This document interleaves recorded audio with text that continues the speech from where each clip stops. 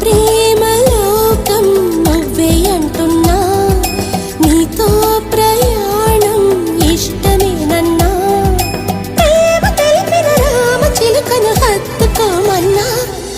చెప్పాలనుంది చిన్న మాటైనా, ఆగనంది దాగనంది లోలోన, ఇన్నాళ్ళ నుండి ఉన్న మాటైనా, ఇప్పుడేగా చెప్పమంది ప్రేమైనా.